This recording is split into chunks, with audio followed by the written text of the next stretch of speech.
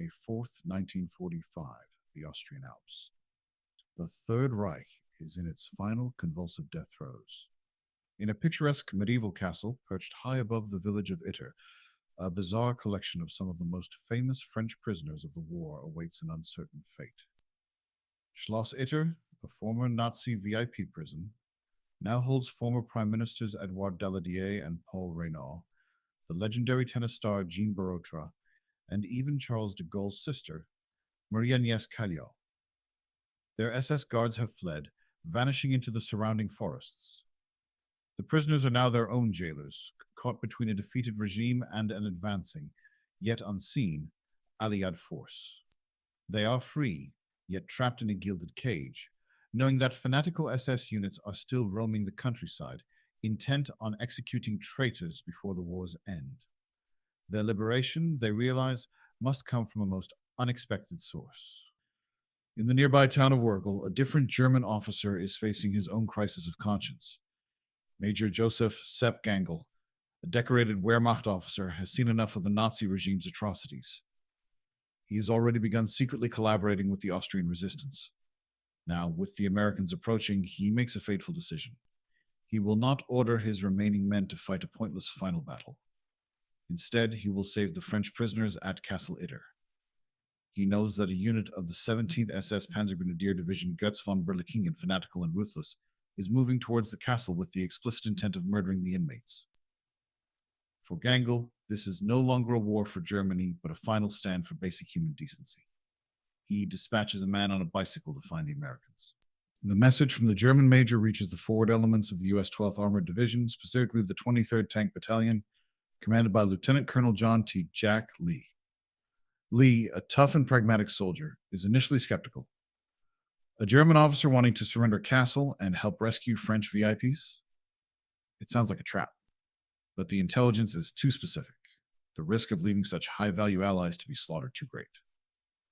Lee assembles a tiny makeshift rescue force, just 14 American soldiers, a single Sherman tank named Bespoken, and a single Jeep.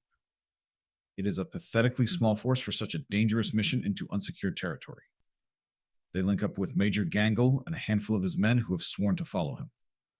The most unlikely alliance of the Second World War is about to be forged on a road in the Austrian Alps. The small, mixed column of one American tank, a Jeep, and a German Kübelwagen races towards Castle Itter. The atmosphere is thick with tension and mutual distrust.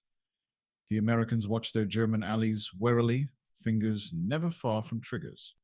Gangl and his men, now wearing white armbands to distinguish themselves, are equally anxious, knowing they will be shot as traitors by their own countrymen if captured. They reach the castle gates without incident, where they are greeted with disbelief and immense relief by the French prisoners. Captain Lee immediately sets about organizing a defense. The castle, while a formidable-looking structure, is a tactical nightmare. Too many windows, too many doors, and too few men to defend it. They have won the first part of the race, but the main event is still bearing down on them. At dawn on May 5th, the storm breaks. Over 100 heavily armed Waffen-SS troops surround the castle and launch a ferocious assault. Machine gun and Panzerfaust fire rake the ancient walls. The battle is chaotic and desperate. The defenders are a motley crew, U.S. Army tankers, German Wehrmacht soldiers, and French politicians and a tennis star, all firing back from the ramparts.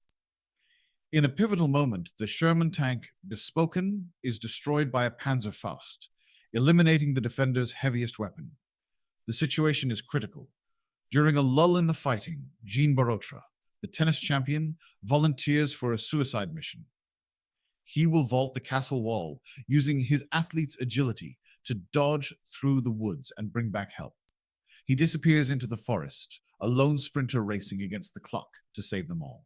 Jean Barotra, the bounding Basque, runs for his life and the lives of everyone in the castle.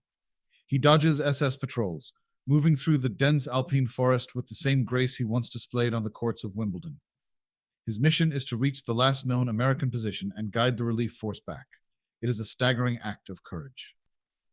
Meanwhile, back at the castle, the defenders are running low on ammunition. The SS, sensing weakness, prepares for a final, overwhelming assault. The strange camaraderie between the American and German soldiers solidifies under fire. They are no longer enemies, but comrades in arms, sharing the last of their water and cigarettes, fighting shoulder to shoulder in a shared desperate cause. The SS storm the castle grounds. The fighting descends into brutal close-quarters combat in the outer courtyard and at the main gate. It is here that tragedy strikes.